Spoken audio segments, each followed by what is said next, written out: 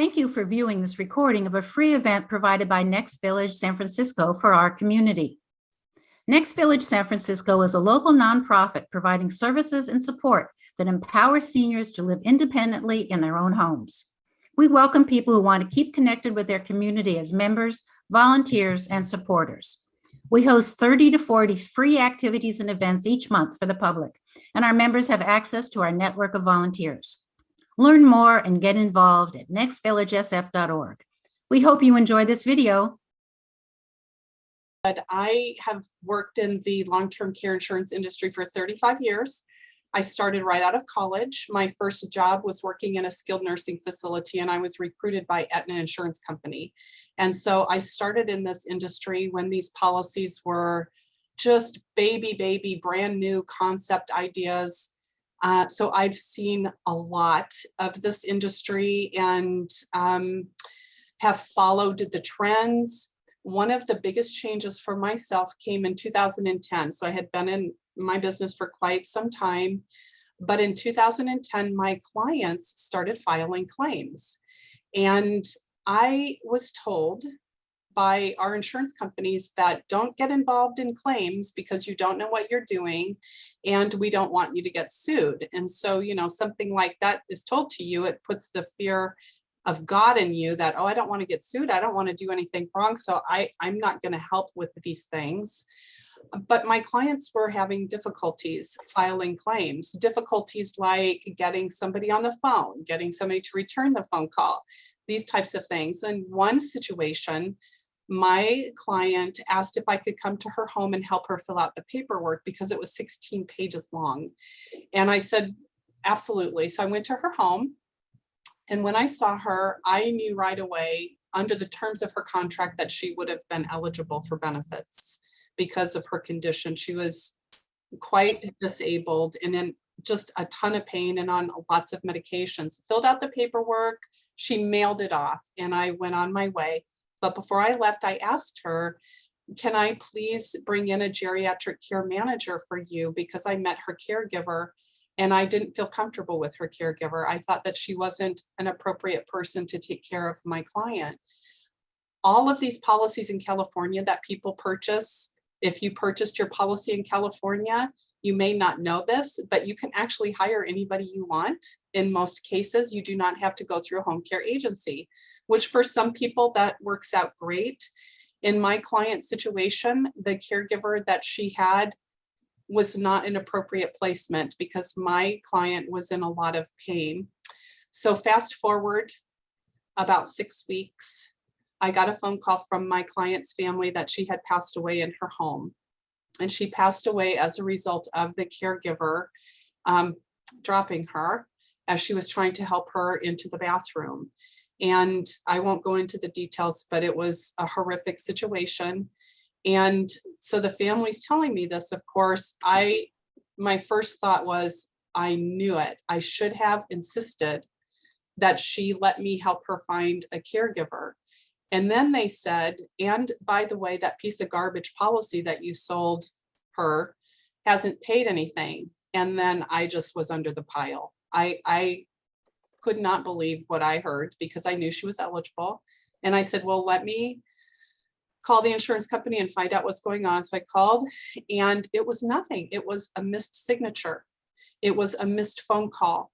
It wasn't that this woman was not eligible and she didn't deserve her money, but there was a miscommunication and she wasn't able to communicate because of her condition. So when I asked the insurance company, why didn't you call me to tell me that this piece of paper was missing? And they said, we can't talk to you because you're the broker. And once this policy goes to the claims side of the company, it's a protected HIPAA protected product and we can't talk to you. And so my husband and I talked about it. And at that time we had probably over 1,000 clients. And I just knew I just could not sleep or feel good about what I had provided for people if I could not, see them along in the process. So I became a patient advocate. And I am a board certified patient advocate. And I started building a network of care providers that I've always known in our community, geriatric care managers, home care agencies, placement specialists, concierge doctors, physical therapies, on and on and on. And I have built a company as a patient advocate, helping people file their claims. Now, as a result of that, I see policies from people who have purchased them 20, 30 years ago. And I understand the contract language because I sold those policies. So that's my background. And now what I'm going to do is I am going to share my screen. There I am. There's my information. Now, the first thing that I want to do, you guys, is I want to just very briefly go over long-term care insurance just for a second, because then I'm going to get into language and kind of what goes wrong and why people have a hard time filing claims and these types of things. Your policy, most of you probably have what's called a traditional long-term care policy. That's just like a piggy bank. You've been paying your premiums, you pay your premiums every single year, and that piggy bank is probably growing. Most people buy their policies and they put it in a safety deposit box, or they put it in some file and never look at it. And I will say to you today, if it's in your bank, go get it, bring it home. If you can't find it, you have to call the company and order a duplicate policy, because you must have that contract and it has to be handy. So the first thing is, your policy is one of two types, either facility only or comprehensive. Facility only means that this piggy bank is going to pay in a skilled nursing home, or it's going to pay in an assisted living facility. Assisted living facilities are also called residential care facilities for the elderly, or it could be a board and care facility, or it could be a memory care facility.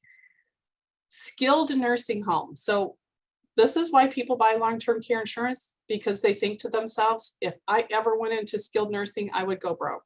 But let me tell you, the vast majority of people never go to a skilled nursing facility and stay there. So in all of the years that I've been in this business, I can probably count on two hands my clients that have gone into a skilled nursing facility and have not left.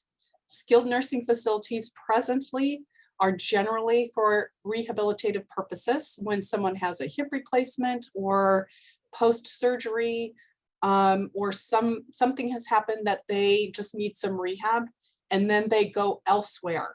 So if you have a facility only policy, it's not just a nursing home. You probably would be using that policy in an alternative setting like assisted living. If you have comprehensive, that means that your piggy bank will follow you along what's called the care continuum, meaning this is how it starts with claims in general. 70% of people start off in their home. The piggy bank is paying in the home, and then they move on to a higher level of care, and the piggy bank just follows them. The money just keeps going and follows them wherever they're at. If you have a comprehensive policy, it means that even though you bought like a 6-year or a 4-year or a 3-year, and I'll get into this a little bit more in a bit, that does not mean that that policy will pay for that year, or once you file, the clock starts. That is not how it works. If you have a comprehensive policy, your policy, if it has money in the pool, it will continue paying out for your care. So your policy could last a lot longer than you think it will. Many of you probably have an inflation rider, and I'll talk about that in a moment. In general, this is what most long-term care policies look like. The guts of it are they pay a certain amount per month for care or per day. They pay for a certain amount of money, and they pay after you have met your waiting period. And now I'm going to explain a little bit more about those types of things. So the first thing is, your policy may have, and I'm assuming that most of you on this call have a policy, and that's why you're on this call, because you want to know a little bit more about it. Or somebody you know has a policy that you want to help them with. Your policy will pay either daily or monthly. And all that means is this: you pull your policy out and you look at your schedule page, and you bought it in 1992, and you see that it was $100 a day, that you bought it and you are going to get $100 a day. Well, keep in mind that you probably have an inflation rider, most likely. So that $100 a day has been growing over time. And in the event that you file a claim, the insurance company looks at your current schedule of benefits and they say, oh, we now owe them $300 a day. And that amount of money you are entitled to for your care.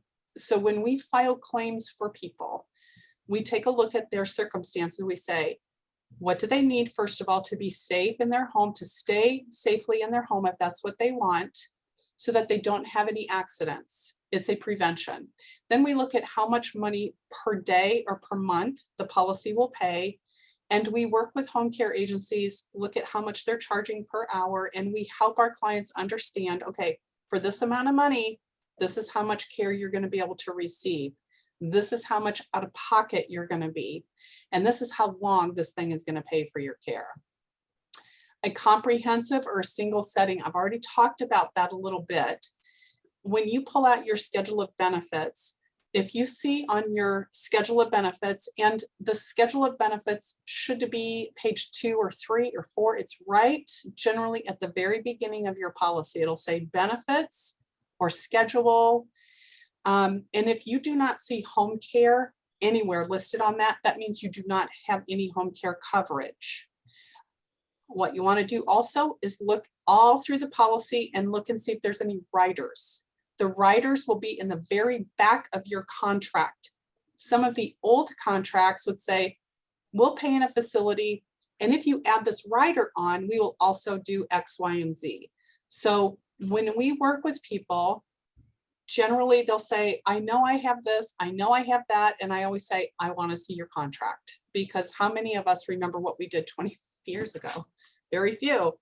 And also the thing that I do is, when I make decisions, and especially with long-term care insurance, when people are purchasing it, generally they want to pay as little as possible. But when they're ready to file a claim, they always think they have more. And so it's very important when I help people, we always get a HIPAA signed, and I get on the phone with the company and I say, look, were there any changes made? Did they decrease their coverage? Do they have comprehensive, or did they remove the home care coverage? Those types of things are very important, and you may not recall that you even did that. One of the reasons why I see this more often now is because how many of you have had rate increases? All of you, right? And when you get a rate increase, the insurance company will send a letter and they'll say, hey, you can do this or you can do that. And if you do this, then your premium will go down. And who doesn't want that, right? And so a lot of times people have made those choices. So this is why I'm saying you get your contract, you pull it out, you look at it, and if you do not understand what it says, you're more than welcome to send me an email, or you call the insurance company and ask them on the phone, please tell me what my benefits are, and then write it down on your policy. The other thing is, most of your policies have a dollar limit, and I explain this, meaning that's what that piggy bank thing looks like. But some policies have what's called a policy time frame limit. And those are rare, but they were old versions of policies that came out. And this is how they work. And this is why it's important for you to know what you have.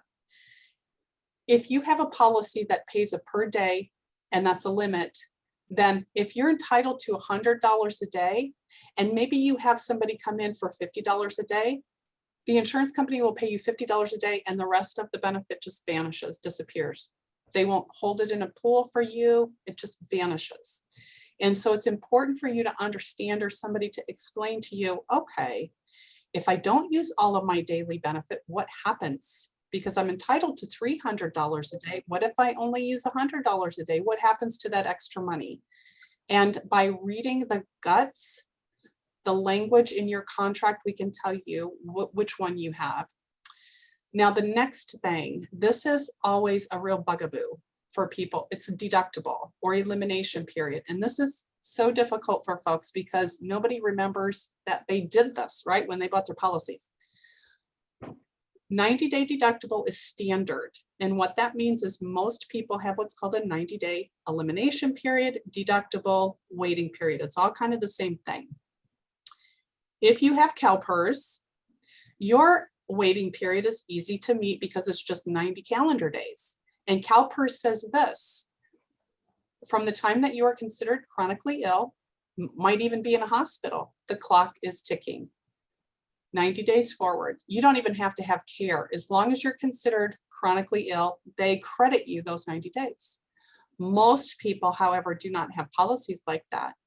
They have a policy that says this: you have to have 90 service days. Well, what is a service day? A service day is having somebody come into your home or into a facility. So this is very typical. This is the general profile of our clients. They file a claim, they're living with a spouse or a family member, and they don't want somebody to come into their home every day. That feels too restrictive for them, but they want to have somebody come in maybe 4 days a week or 3 days a week. So if they have a 90 service day and they only have somebody come in 3 days a week, how long do you think it's going to take to add 90 days, right? If they only have 3 days a week, that's 12 days a month. It's going to take 8 or 9 months to get that 90-day waiting period satisfied. So when we bring on a client and we talk to them about their policy, we help them understand what their language says so that they are realistic about how much out of pocket they're going to have to spend for their care, how quickly they want to get that waiting period behind them. And what I mean by that is this: I'm seeing a family this weekend, and the wife has been taking care of her husband probably for 2 years. Probably should have filed a claim 2 years ago. But as human nature is, as husbands and wives do, they take care of one another and they really don't want to have somebody come into their home. Well, now the gentleman is quite ill and the wife can't care for him anymore. So now they have to bring a caregiver in to literally replace the amount of services that she's been doing for him, which is very expensive. So for her to replace her caregiving, we have to staff for this gentleman 7 days a week, 10 hours a day. That's expensive because he has a 90-day deductible.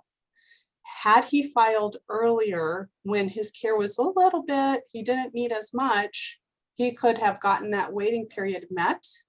And then by the time care becomes very significant, his policy would start paying. So what we talk to people about is strategizing. How can we help you strategize?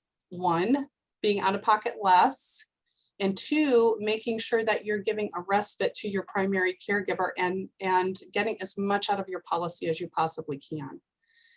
The other thing is, which is somewhat related, I've talked about the inflation rider, but waiver of premium. So most of these policies have what's called a waiver of a premium. And what that means is this: once you get that first check in your hand from the insurance company, your premium should stop.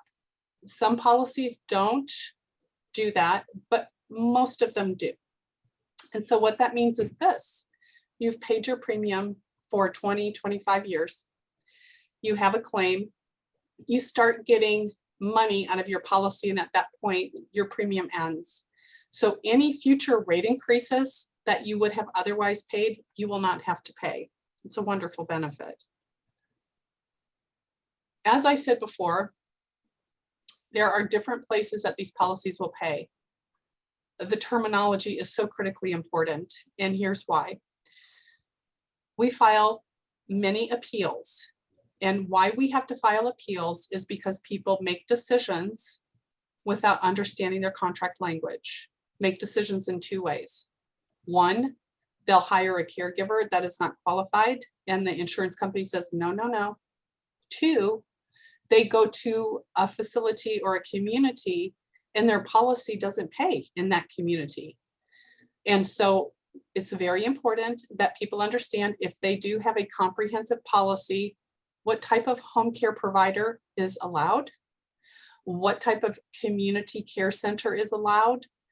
For the most part, again, policies that have been sold maybe about 20 years ago, all of them are fairly standardized because of the tax qualified status of these policies. And they will recognize assisted living facilities. But this little word right here, alternative care facilities. Some of you may have policies with a company called maybe CNA or SHIP or TriPlus, Time Fortis. These are older contracts Conseco that were sold years ago and then absorbed either by the state guaranteed fund or absorbed by another insurance company. And a lot of these contracts do not have assisted living facility coverage at all, which is very concerning because, again, most people don't need to be in nursing homes. And so, however, what these policies may have is this alternative care facility contracts riders. And so looking at that language, we can look at that language and say, okay, what will they allow?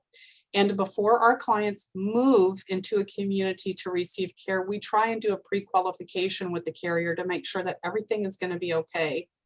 Because it is a disaster to move somebody and then to find out the policy is not going to pay because of the language and then have to uproot them and move them to a different community. We don't like to do that, but we get cases like that frequently. And if you've ever worked with insurance companies in any capacity, in any other type of thing, you understand that they do stand on contract language and legally they have a right to, and we have to work and operate under their rules. And so it's important to know what their rules are because they won't negotiate these contracts. The other thing that's so important, so there's two reasons why claims are denied. One is because individuals have hired a care provider that's not allowed in the contract, or they're in a community that's not allowed. Then the second thing is why they're denied is because they haven't answered the questions to the claims analyst correctly. And what I mean by that is there's definitions in the contract to say, what has to be wrong with you and able to actually get money out of your policy? It's called being chronically ill. And a lot of times people think, well, if I'm not driving anymore, I need somebody to take me, to run my errands. I need some help around my house. I definitely need my house work done, and I need somebody to help me with meals. That is not a chronically ill condition, although most likely people who need that type of thing have issues, have health problems. But chronically ill means that you need help with your activities of daily living. And by activities of daily living, I mean you need help with bathing, dressing, transferring, getting from a position to another position, walking around, mobility, going in and out of the bathroom, or continence. Now, the contracts don't require that you physically have somebody putting their hands on you generally. In other words, if you just need somebody to stand by next to you so that you are safe to go in and out of the shower, or even stand outside the door while you're showering or going into the bathroom, typically that's enough in the contract to say that you need assistance. The vast majority of our claims happen because people have pushed and pushed and pushed the line at which it's not safe for them to be doing things by themselves. I'll just give you an example. I'll ask an individual, just by viewing somebody, I can tell that they probably are a bit shaky to get in and out of the shower. And so maybe they're not showering as much as they used to, or they're doing a sponge bath at the sink. That person technically is not able to shower, even though they themselves think in their mind that they're able to do it. But according to the language in the policy, they're really not. And then I'll say, well, tell me a little bit about how you get dressed during the day. And they'll say, I can do that myself. I can get dressed myself. And I'll try and drill down a little bit more and say, tell me a little bit more about that. And then what I hear is it takes an hour to get their pants on, or they're not using things that have snaps any longer because they can't do that anymore. Or they're not using their TED hose. They're not putting on their compression stockings because they can't do it. They know they should wear them, but have you ever tried to put them things on? They're very difficult. And so when I hear things like that, and I tell our clients, actually, from what you're sharing with me, you actually do need somebody to help you get dressed. Somebody who is having chronic falls, and even if they're soft falls, meaning they're using the furniture or the walls to walk around their house, and they kind of slump down or they lose their balance, that person technically is not mobile. Even if they're using a cane or a walker, they need somebody to be close to them for walking purposes. So these are the types of things that when I meet people, I can tell that they are not able to do these things. But I can guarantee you, if that person called an insurance company and they were asked those questions, they would say, yes, I can do these things by myself. And this is why claims don't go anywhere, because the analyst will say, call us back in 6 months when you need help with these things. Well, who wants help with these things? Nobody. And the other thing that I explain to people is when I see them, especially if they're married, I will say, think in your mind about if your wife or if your husband was gone for 2 weeks. I want you to think about all of the things that they're doing for you that you would not do because you feel unsafe, or it's just too exhausting and you can't do it. And all of those things that this person provides for you, I want you to think about it, write it down, or tell me verbally, and then I will repeat back to you how quote unquote disabled you really are according to the definition of the policy. And so these policies say if you need help, which is 2 of those things, typically, some contracts are a little more restrictive, but in general, if you need help with 2 of those things, you should be filing a claim. And a lot of times when I talk with people, they say, well, I thought that I had to be bedridden. I had a client who called me and said, I cannot pay my premium on this policy anymore. I just got another rate increase. And I said, you've had your policy for so many years. I hate to see that. Let me come and we'll talk about how to mitigate your premium. And I said, are you still at such and such address? And she said, no, I moved into assisted living. And I said, what? You moved into assisted living? You actually should be filing a claim. When did you move to assisted living? 2 years ago. My goodness. And I said, well, we need to actually have an appointment to file a claim. And she said, well, I don't need any help. I can do everything for myself. I said, let me come over anyway. She was in a wheelchair. In the assisted living facility, she was able to take care of herself, quote unquote, because she could scoot with her legs, get into the bathroom on and off. They helped her showering, they helped her with dressing, but in her mind, she was independent still. Filed a claim and she got back benefits for 2 years in her assisted living for those bills. But that's the mindset of people who have long-term care insurance. They do not understand at what point they should be looking at filing a claim. The other thing, the other road, I say there's 2 roads you can go down if you think about maybe you need to file a claim. The second road is called a cognitive impairment. And if you have a cognitive impairment and you need continual supervision, that's an automatic green light to file a claim. I'll go into a little more detail about a cognitive impairment because it's really important. We get claims that have been stalled or problematic for people who have cognitive impairment because they don't have testing, because they don't talk to their doctor. Their family has been helping them for quite some time, but they, out of respect to their parents or their spouse, do not want to talk to anybody about what's going on. They don't want to be reported to the DMV. They don't want to have their driver's license taken away. And their doctors are very hesitant to do that as well, unless it's so super obvious. So we go to file a claim for a cognitive impairment and there's no documentation.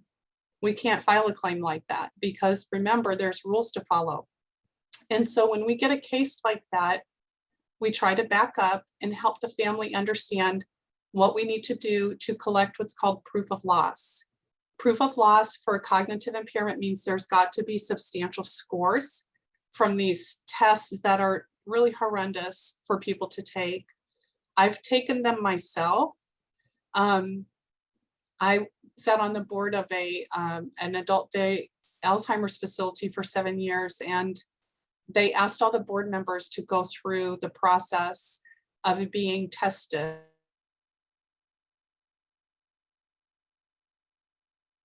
Frustrating, difficult things. I did. I was so stressed out about it, and it gave me a real appreciation for people that are going through this kind of a situation and why they don't want to have these tests. Understand, But we have to have proof in order to file a claim for cognitive impairment. And here's why. And I even hate to say this because it's so insulting. But insurance companies, if my husband has a cognitive impairment and I'm going to file a claim for my husband, I'm going to call the claims analyst and I'm going to tell the claims analyst all of these behaviors, all of these things that are happening with my husband. And the claims analyst is going to say, that's subjective.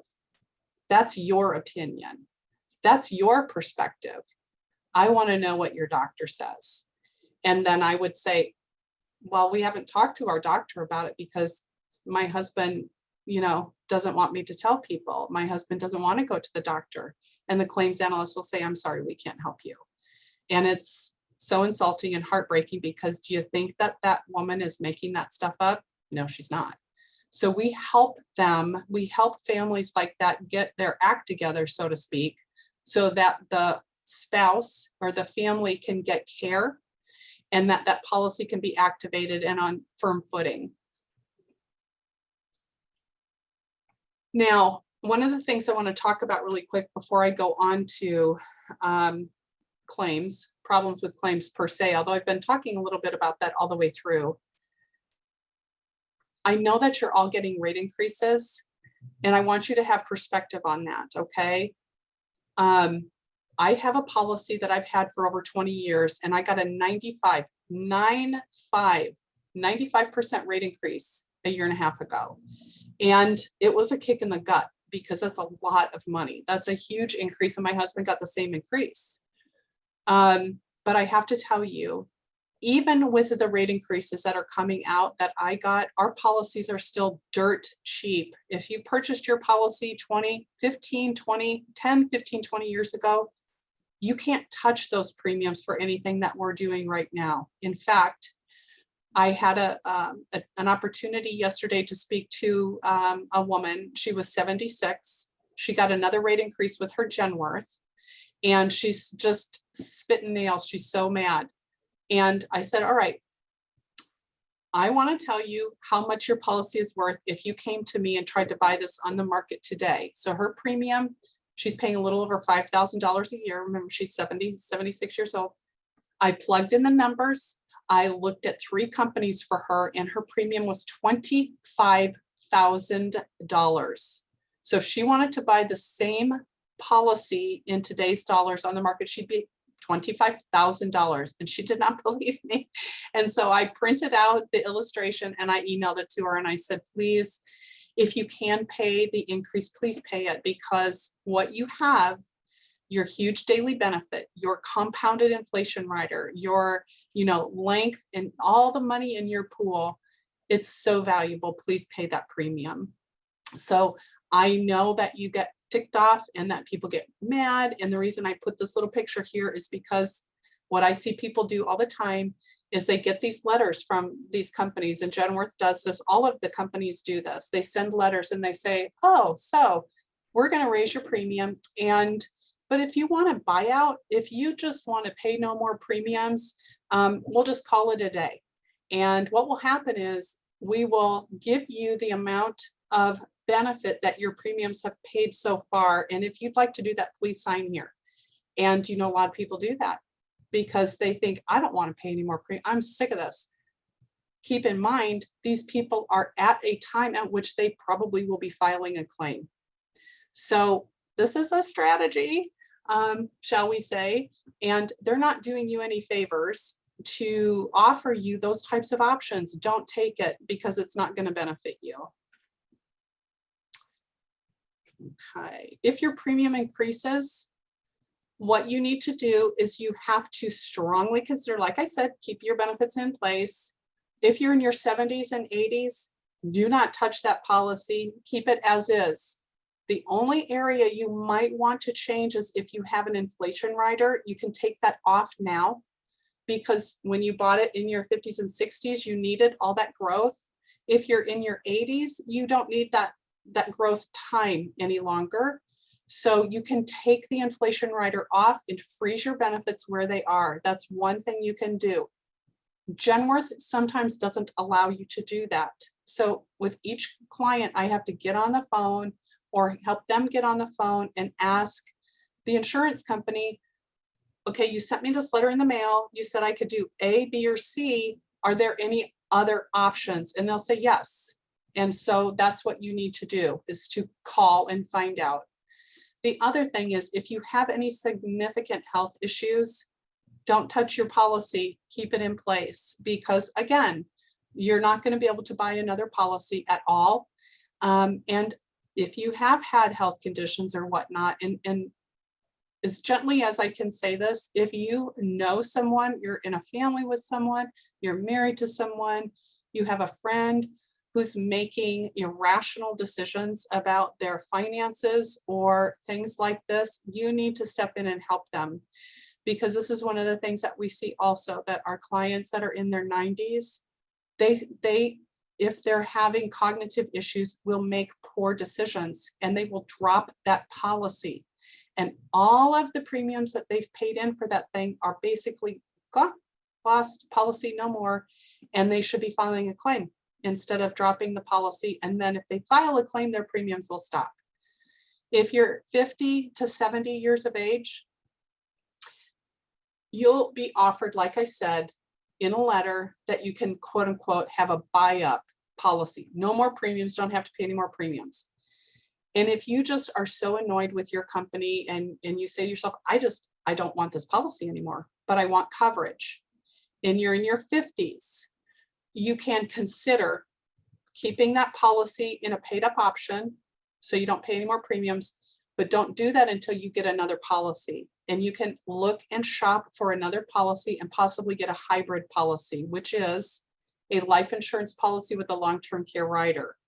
So that's a little in the weeds, but there are strategies for people that are healthy and younger if they want to offload their policy and get a new one.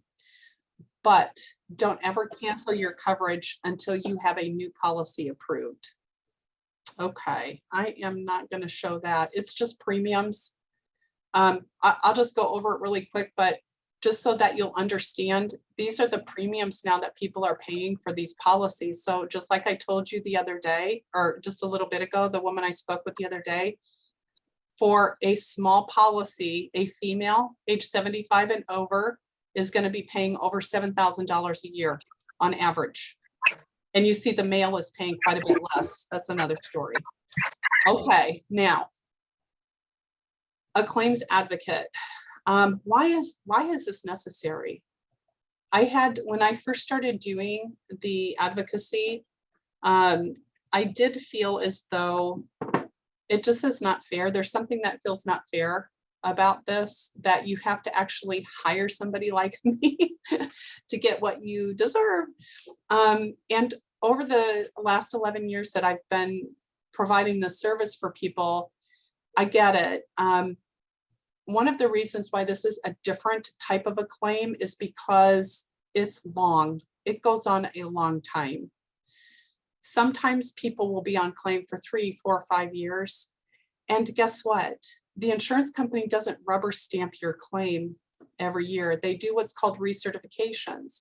And so it's not like it's on autopilot, that you just punch your card, you get your money, and whew, thank goodness, now I'm going to get this payout every month. It doesn't work that way.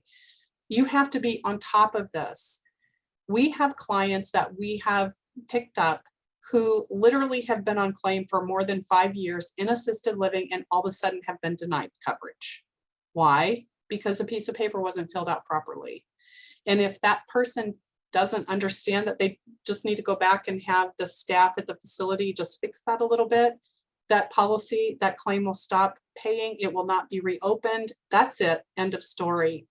And so for people in this demographic, people that are in their 80s and 90s, I mean, I have a hard time filing these papers and I've got staff to help me. It's time consuming and cumbersome, but there's no way that somebody who's in a assisted living facility is going to be able to do this, in particular because of the technology that's required now. And you all know what I'm talking about that. If you call the insurance company, they'll say, oh, we have a great new service now. You can go online, set up your landing page, and let's communicate that way. It's just like, oh, good grief. No, just please talk to me. And so it gets complicated. You also need to understand that at this point with these types of claims, you are going to have to ask for help. And I think that's another reason why these claims are so complicated, is because people have a tendency in general, once they age and if they're becoming incapacitated, to pull back from people. There's involved in that some shame. There's involved in that just some fear. And people start feeling those things and they don't ask for help. And that's the time they absolutely need to ask for help. And so a lot of times our role is we go in and we meet people and we see what they need. And we understand how to bring other different professionals into that situation to help that person be safe and stay independent in their home, but they need to have help. So just in general, and I'm almost finished because we're at almost the 10-minute mark. I'm just going to go through really quick, just a little snippet of what we do. So the first thing that we do is when we meet a person, I get their policy, I look at their policy and I interview them. If they're in another state, I try and either speak with their power of attorney or do a Zoom with the person. I do want to see the person. I want to look at them because a lot of times visually, if I see a person, I have more of a connection with them. And I also need to know more about them because when I call the insurance company, I am going to be filing the claim for them. What we do is we download their medical records from their My Chart, or we'll order the medical records so I know clinically what they look like. So I'm not just flying blind when I call the insurance company. I'll call and I'll do the claim. I don't allow our clients to talk to the insurance company at all. And they don't really want to anyway. The next step is once we file the claim, we send the supporting documentation showing the diagnosis and all that whatnot. So there's no misunderstanding. And then a nurse is assigned to the case from the insurance company, and the nurse will come out and we will be present, or we have a family member or power of attorney be present. That nursing assessment is critical because that nurse is basically evaluating whether or not that person meets the definitions in the contract. So before that nursing assessment happens, we have explained thoroughly to our clients, to the power of attorney, to the family members, look, these are this company's rules. And if we cannot with integrity fit into those rules, we're not going forward. But if yes, we can see that you are needing this care, then we help these people get through that nursing assessment and make sure that we correct any errors, misunderstandings, because oftentimes someone will say, I don't need any help. I don't know why they have somebody here to help me. I don't want them here. And so we just have to make sure that the nurse is getting the proper information. Documentation collection, which is a huge issue. Ever since COVID, and I know you're all experiencing this, but one of the things that we're noticing, especially in assisted living facilities or facilities, it's like this COVID thing. Everybody just hung in there during COVID in facilities and in home care agencies and just gutted it out through the last 2.5 years. It's been brutal. And what we're finding now is that people are just leaving the industry in droves. They're just not working in these communities anymore. I think they literally have trauma. They're burnt out. And so us communicating with these communities or these care providers is so critical because that's proof of loss. And we're reaching out to these companies, we're reaching out to these people, and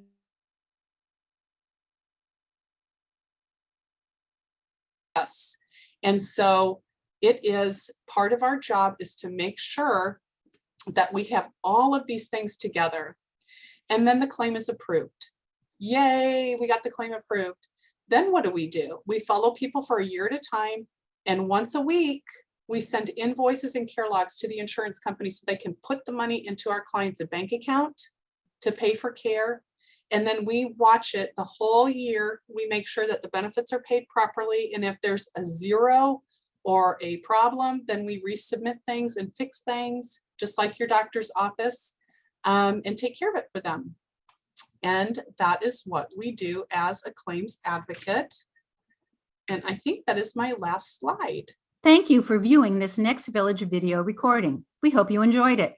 Please help us spread the word and tell friends and neighbors about Next Village events and services for seniors and adults with disabilities in San Francisco. Visit our website to learn more about our vibrant, growing network, as well as to view our calendar of upcoming Zoom and in-person events and activities in San Francisco. Our website is nextvillagesf.org. Contact us to join our email list to learn about events and resources for seniors in San Francisco. And subscribe to the Next Village YouTube channel by clicking the button below.